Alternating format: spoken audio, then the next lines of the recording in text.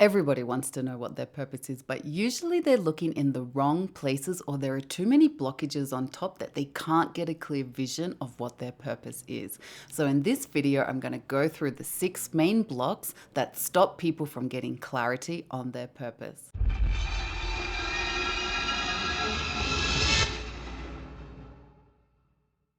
Now, as a self-activation and energy coach, this is the #1 question that I get. So if you're interested in developing your gifted potential, make sure you subscribe because this is one of the main themes that I cover.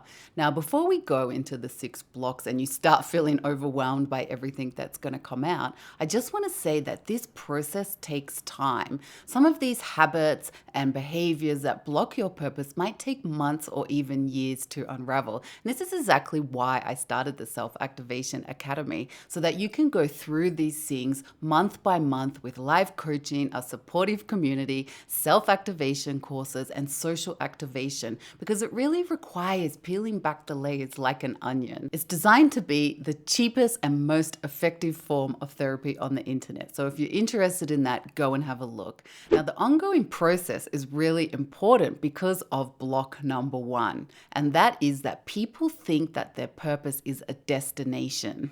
But your purpose is not a destination, it is a journey. Now, the problem is when we look at purpose as some kind of destination, this can create a paralysis analysis where people think that they can't take any step forward until they're clear on their purpose. But your purpose is a life journey, not some kind of plateau that you reach that's full of peace and light and love and rainbows. It is a journey of constant ups and downs and challenges, which is life. And when we look around us in nature, we see that everything in the living world goes through cycles. The only thing that you can do is take each step forward and respond to the external world in the moment. The tree does not get to decide when it is winter and when it is summer. It can only decide how it reacts. And this is going to be the same even after you find your purpose. You're still going to have to live out the process. So we really have to get comfortable with learning to take steps without knowing our purpose and without being certain about where we're going. And even one small step in the right direction will change the entire trajectory of your life. If we were to shoot a beam of light up into space and we were off by just 1 millimeter, by the time it actually reached its destination, it would be miles from where it started. So every small step that you take in the right direction will have a huge effect. So don't wait another decade to decide to step into your purpose. Start taking those steps little by little. And sometimes the answer also comes from the journey. It comes from your experiences and from taking that step. So it's important not to get stuck in the purpose paralysis analysis. Now, the second biggest block that I see is people don't know what their success niche is. Now, I don't like to use the word purpose because it gives this kind of lofty and spiritual connotations. But actually, our purpose can mean many different things. For example, I know some people who are just really smiley and happy people, and every time they smile at someone, it sends ripple effects throughout the world. Now, that doesn't mean that everyone has to be smiley and happy. I know some people who are dark and broody and moody. And their gift to the world is how to deal with deep and heavy emotions. So we all have very unique things to contribute to the world. So instead of looking at purpose as something lofty and how can I change the world and make it a better place, we need to look inwards and say, well, who am I and what is the unique thing that I can contribute to the world that nobody else can contribute? Now, I teach people how to find their success niche, which is made of 4 pillars, which we're going to talk about in a second. Now, this pulls a little bit from the human design methodologies as well as Ikigai. Now, Ikigai is how to find a reason for being or a reason to live. And it pulls from 4 concepts, which is what you love, what the world needs, what you're good at, and what the world will pay you for. Now, what I've often seen in my sessions, as well as in my own path, is that this concept of money often takes people far away from their purpose.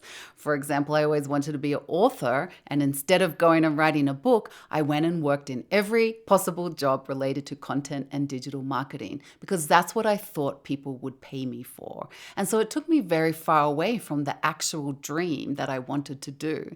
And a very common exercise that coaches do is to write down your dream without any money concepts or without any limitations. So I adapted the concept of the human design system and Ikigai to come up with your success niche. Now, your success niche consists of 4 things: what you love, so what you're passionate about, what you have lived, and this is the learned wisdom that you've gained from your experiences, good and bad.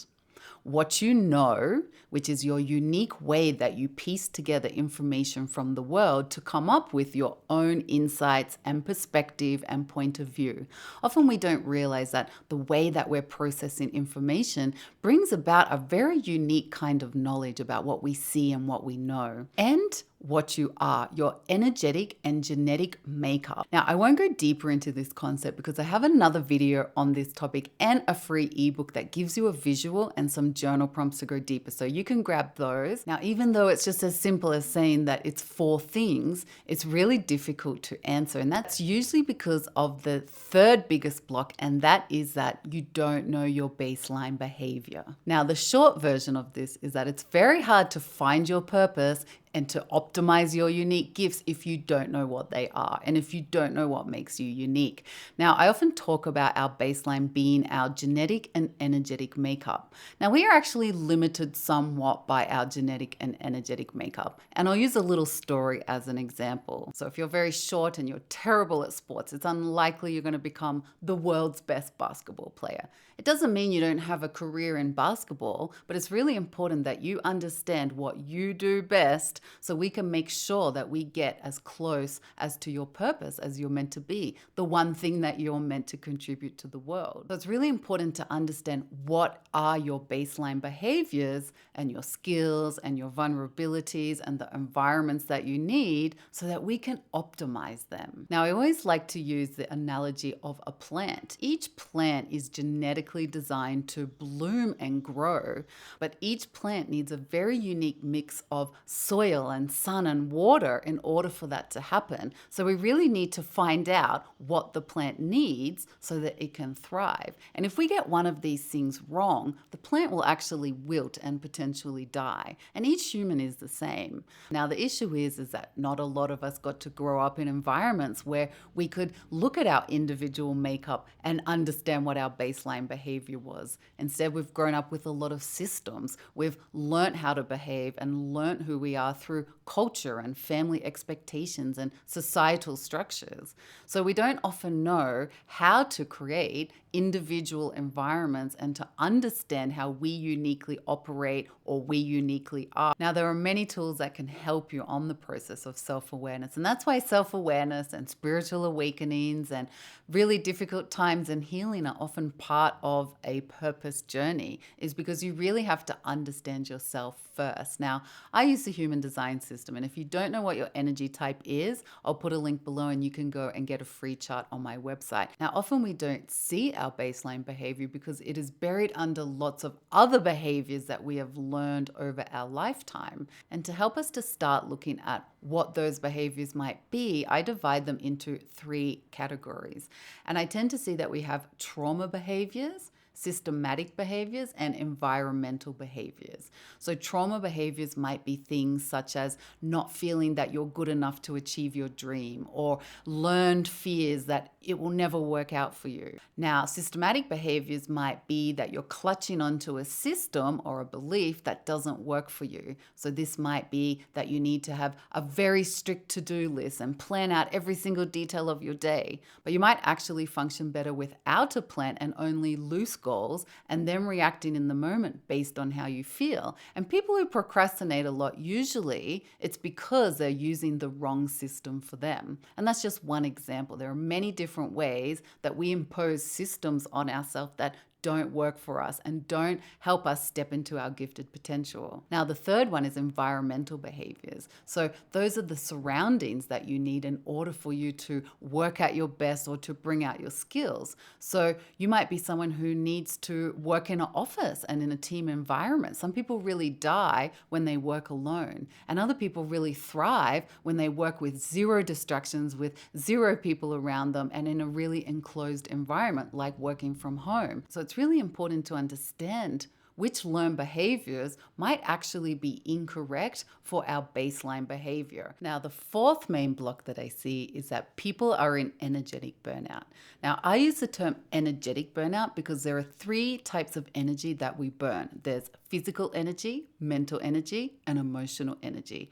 So we're very aware of physical energy because our body physically shuts down. We get exhausted and tired and we have to rest. But we're often not aware how much of the mental and emotional energy that we are burning constantly. And so we do this through things such as overthinking, anxiety, constant worry, self-doubt, or holding on to frustration, or holding on to some kind of grudge or grief that we can't let go of. All of these things burn mental and emotional energy on repeat. So if we're in a really deep stage of healing, or we have some things that we have to resolve, it's really hard to move forward or to even see your purpose.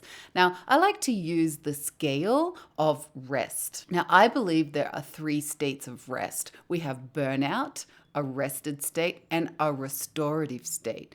And we often don't realize that our rested state is where we should operate. Now, I like to think of energy as our most important currency. You can have all the time and money in the world, but if you don't have energy, you will not enjoy it. Now, we have a finite amount of energy each day. So when we're at the restorative end of our energy, or we have the most energy in the bank, this is when we have our optimal function. This is when we make clearer decisions, we're able to progress quite fast, we're able to focus better, and we really can move forward with a lot more clarity. So when we actually start running out of energy, or if you're constantly operating in the burnout zone, then you are constantly operating at a reduced functionality. This makes decisions very difficult, and it is almost impossible to get clarity on anything when you're in a burnout mode, because you're not at your optimal function. You're not making your clearest decisions, and it's very difficult to progress or make any moves towards stepping into your purpose. So if you're in an energetic burnout, it is often blocking our ability to move forward, to optimize our gifted potential. And so it's really important that we deal with the three types of energetic burnout first. Also, this uses all our best energy. So if you're trying to step into your purpose, usually there's no energy left in the bank to do that. And so it's really important that we redirect the energy that you're burning on repeat that's bringing no positive return on your investment. That means that you're spending it and spending it and spending it, but it's not actually producing anything.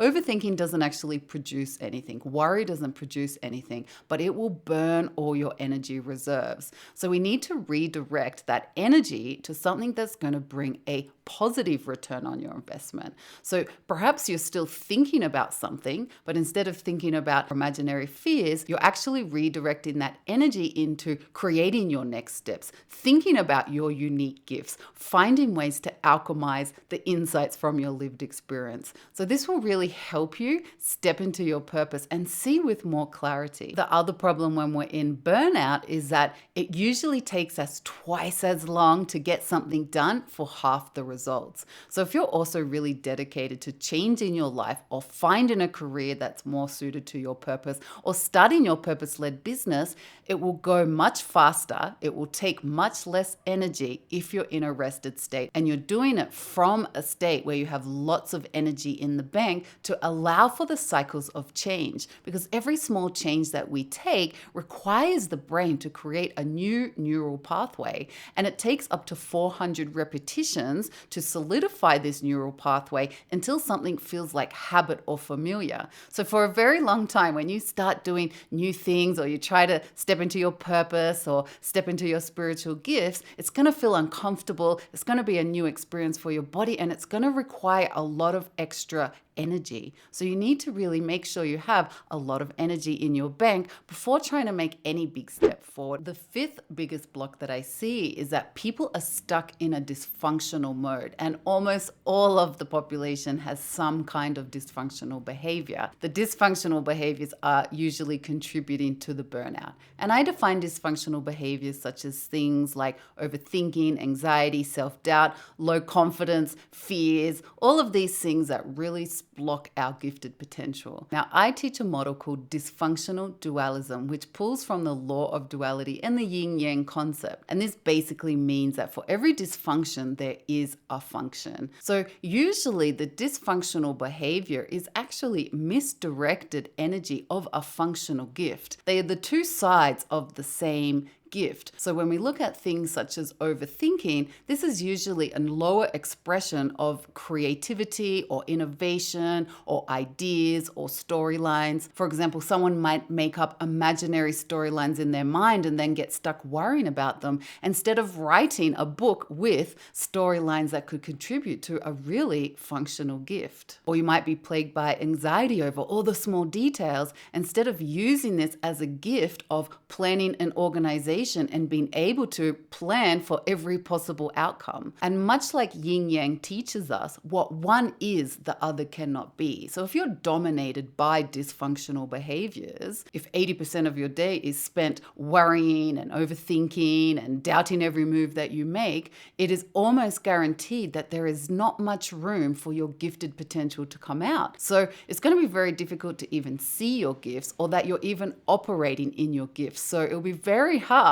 to step into your potential or to find your purpose if you have all of these dysfunctional behaviors dominating your daily action. So when I see these dysfunctional behaviors, this is a big red flag that we need to deal with some of this first before we're going to see the apparent gifts and your purpose come out. Now, the sixth biggest block is that you want somebody to give you the answer. Now, wouldn't that just be easier that someone comes along and says, this is your purpose? But as I always tell my clients, if I ever try to give them the answer, or if a coach or healer or therapist ever tries to give them an answer, you should fire them and run. This is one of the biggest red flags because nobody can give you the answer. Only you can find your answer. And this comes back to that success niche a little bit. No one can tell you what your passion is going to be. That is a body response. Your body will light up with excitement and only you're going to know what that is. And who knows what you're going to be passionate about in 6 weeks' time or 6 years' time. So what happens if someone gives you an answer, it puts you in a box and you might not explore or experiment outside of this box. And what if the answer is wrong? But besides that, the answer might be correct for now, or the answer might be correct for 10 years' time. So this might mean that you might not even explore outside the industry that someone gave you an answer of, or the answer might be correct, but you still need to do 3 different careers or 5 different failures before you're going to come to that answer. So if someone gives you the answer, it can actually be very limiting and it can be very dangerous if you clutch too tightly to it. And this brings us back very neatly to the first point that purpose is not a destination. It's not an answer. It's a lived experiment. It's your life journey. And sometimes the answer will come as you do step by step by step because our experiences, like I said in point 2 with that success niche, our lived experiences contribute to our purpose. It contributes to what we are here to do and the unique information that we collect and are meant to share. That also brings us to the point that your purpose might change as you change and as you grow up. For example, I tried writing a book several years ago and I got so lost in the plot lines and I couldn't finish it. But it didn't mean that I wasn't meant to be an author. It just meant that I had to wait until it was the right time and the right topic. And when I tried to write a book again several years later, it went much easier. It was much more in line with my purpose at that time. So it's really important to understand that purpose is not a fixed thing. It's an evolution through your life. So you really want to make sure you're not clutching to any one answer and that you're constantly experimenting and taking the next step. And this also shows us how finding our purpose is a co-creation process. You take a step and the universe will respond. Sometimes it might be a good response and sometimes it's going to be a challenge. And the only thing that you can control is the next step that you take and how you react to that challenge. And this is how we create purpose. And this is how we move through life. Now, if all of this resonates and now you're feeling even more lost and even more confused, don't worry. This is exactly why I created the Self-Activation Academy, so I can help guide you step by step along with the community, and you can find the answer on your own as you process it in real life and as you live the journey of finding your purpose. So I hope these 6 blocks gave you some insight into where you can start your purpose-led journey and what steps it might take for you to lead a purpose-led career or to step into your gifted potential. And as you can start to see, this is going to be a long process. So I hope this encourages you to at least take the first step today, even with uncertainty, even if you don't know where you're going. Every little step that you take will take you one step closer to living your life in alignment to your purpose. And as you start to take step by step, the answer will also become clearer. And one day you'll really start to understand what your purpose is. So don't wait another decade like I did. Take that first step today and make sure you subscribe, because I will help you through the second and the third and the fourth and the fifth steps in my next video.